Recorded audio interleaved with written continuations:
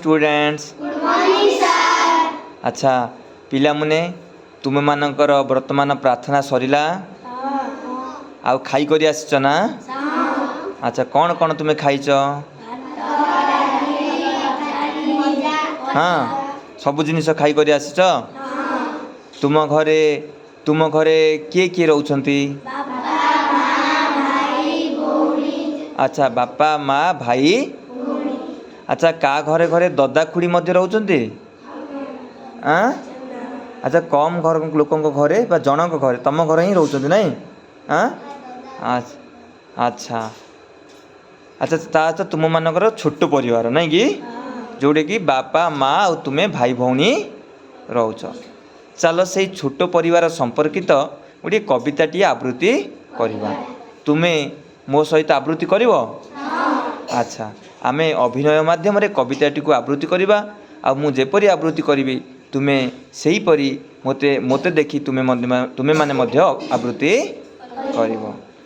करिवा ना? तुम्हें माने बहुत खुशी अछ? ओके।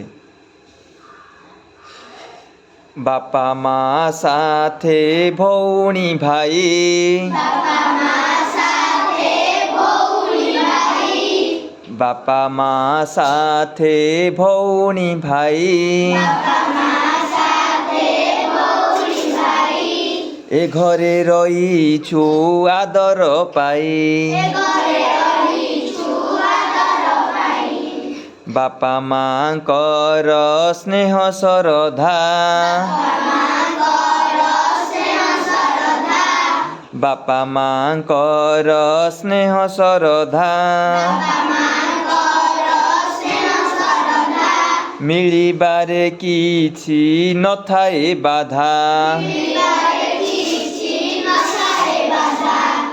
खिया पिया करू मन मौजे, पढ़ा लेखा काम चले सहजे, रोगे पड़ी माँ न हुए घाटी, रोगे पड़ी माँ न हुए घाटी,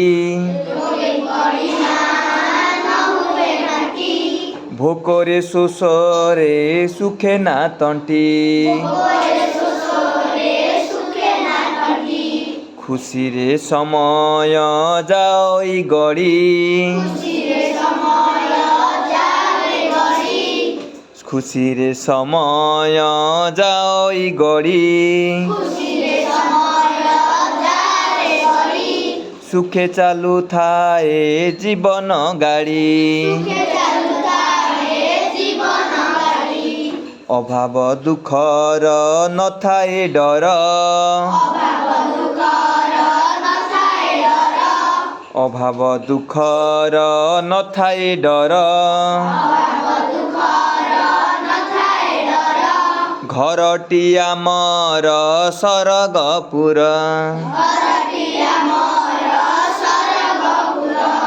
आमर हेउछि छोट परिवार, आमे हेउछु रे सुखी परिवार, खिया पिया करू मन मौजे,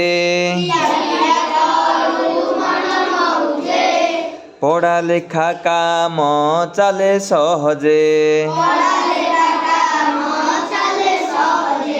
अभाव दुखर नथाए डर, घरटी आमर सरगपुर, आमर हेउछि छोट परिवार, आमे हेउछु रे सुखी परिवार। अच्छा पिला मुने तुम मानकु कविताटी किपरि लागिला? बहुत भल लागिला ना? एई कवितार टाइटल होची छोट परिवार सुखी परिवार। ओके चलो तुम्हें माने तुमर जना अजना बहिर कौन यही कविताटीर टाइटल टी को लिखिदियो ओके वेरी गुड।